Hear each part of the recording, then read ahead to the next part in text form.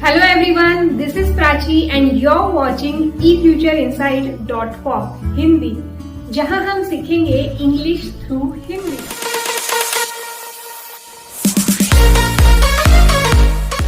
अब हम देखेंगे 30 days English speaking challenge day 7।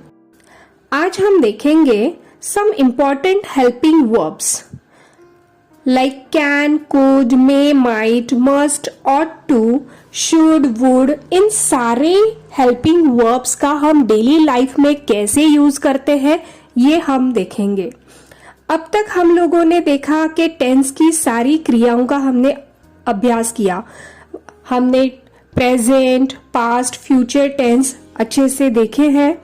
वहां भी आपने सहायक क्रिया यानी स्पेशल वर्ब या हेल्पिंग वर्ब का सहारा लिया था। चलिए अब कुछ और सहायक क्रियाओं का अभ्यास करें।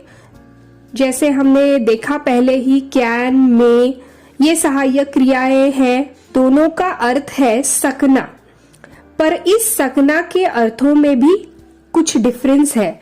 ये अब हम जब सेंटेंस तैयार करेंगे तब आपको ध्यान में आएगा, जिसे आप नीचे दिए गए वाक्यों में समझ सकते हैं। कुड कैन का भूतकाल है, माइट हैव मे का भूतकाल है। कुड और वुड से वाक्य शुरू करने पर रिक्वेस्ट या आग्रह का भाव हमें होता है। अब सब हम एक एक करके सेंटेंस देखेंगे और इसका डिटेल अभ्यास करेंगे। सबसे पहले देखते हैं conversation first, use of can.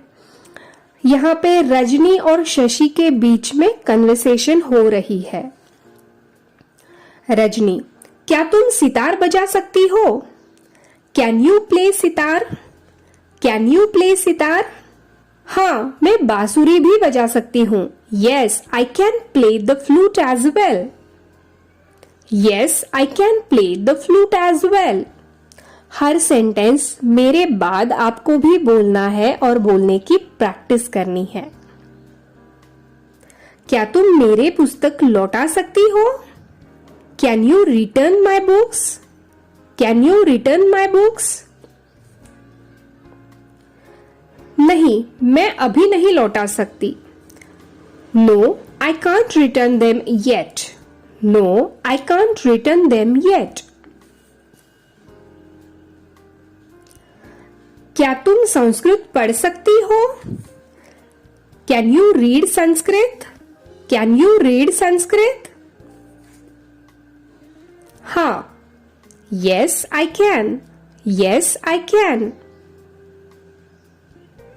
यहां पे आपने नोटिस किया होगा कि जब हमें पूछना हो कि क्या तुम ये कर सकते हो या हम क्या कर सकते हैं, ऐसी बातें बताने के लिए हमने कैन का यूज किया है। Now let's see conversation number 2, use of may। यहाँ पे हम एक स्टूडेंट और टीचर के बीच में कन्वर्सेशन देखेंगे। स्टूडेंट, क्या मैं अंदर आ सकता हूँ? May I come in, sir? May I come in, sir? हाँ, आओ। Yes, you may. Yes, you may। क्या मैं बाल सभा में सम्मिलित हो सकता हूँ? May I attend बाल सभा सर? May I attend बाल सभा सर? हाँ, बड़ी खुशी से। Yes, with great pleasure। या of course। Yes, with great pleasure। या हम कह सकते हैं of course। क्या मैं सुरेश के साथ जा सकता हूँ sir? Sir, may I accompany Suresh? Sir, may I accompany Suresh? नहीं, तुम पहले अपना काम पूरा करो। No, you better finish your work first। No, you better finish your work first। तो may का यूज हम अगर कोई परमिशन लेनी है और किसी बड़े से हमें बात करनी है तो हम may से सेंटेंस तैयार कर सकते हैं। Now let's see conversation number 3, use of could. Conversation between Raju and Suresh. क्या तुम यह काम अकेले कर सके? Could you do this work alone? Could you do this work alone? नहीं, मैं इसे अकेले नहीं कर सका. No, I couldn't. No, I couldn't. क्या वह समय पर तुम्हारी मदद कर सकी?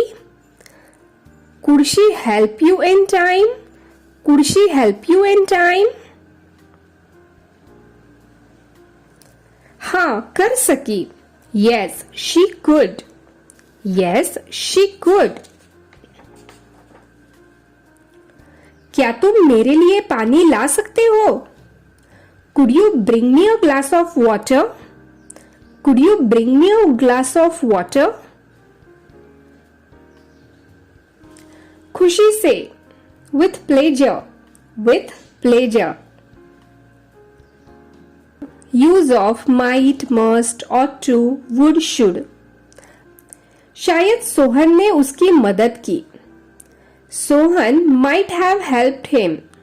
Sohan might have helped him. शायद वह यहाँ आया होगा. He might have come here. He might have come here. मुझे उसके विवाह पर अवश्य जाना चाहिए. I must attend his marriage. I must attend his marriage. मुझे 10 बजे तक घर अवश्य पहुंच जाना चाहिए. I must reach home by 10 o'clock. I must reach home by 10 o'clock. हमें अपने से छोटों से प्यार करना चाहिए. We ought to love our youngers.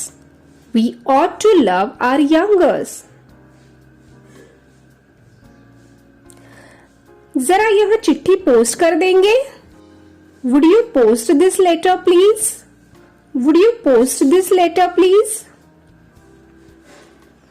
तुम्हें कक्षा में अधिक नियमित रूप से जाना चाहिए. You should attend the class more regularly. You should attend the class more regularly.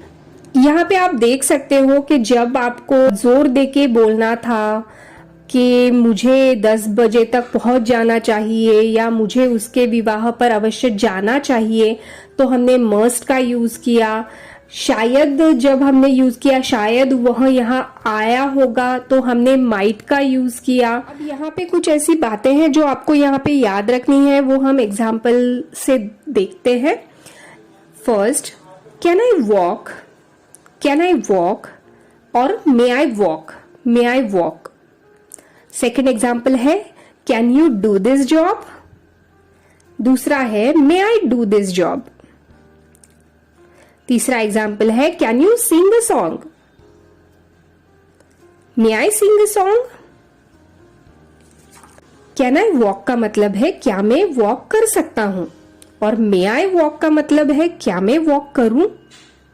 तो यहाँ पे आपके ध्यान में आएगा कि कैन आई वॉक का अर्थ है कि क्या मुझसे चलना फिरने की शक्ति है. Okay, like this. और इसी तरह मे आई वॉक का मतलब है हम इजाजत मांग रहे हैं, क्या मैं सैर कर लूं या क्या मैं चलूं.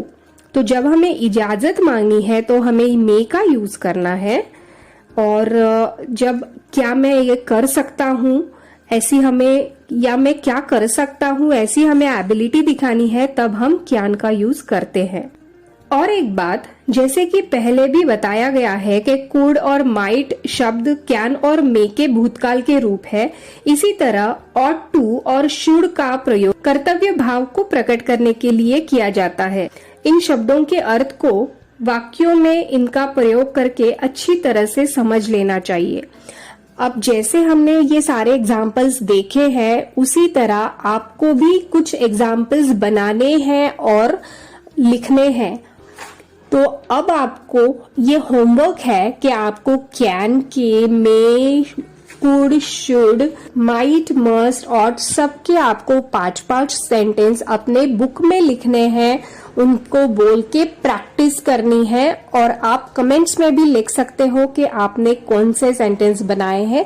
मैं सबको चेक करके बता सकती हूँ कि ये सही है या गलत है. तो आई होप आप इसी तरह से प्रैक्टिस करते रहेंगे. ऐसे ही career guidance communication skill related video देखने के लिए चैनल लाइक, शेयर और सब्सक्राइब करें।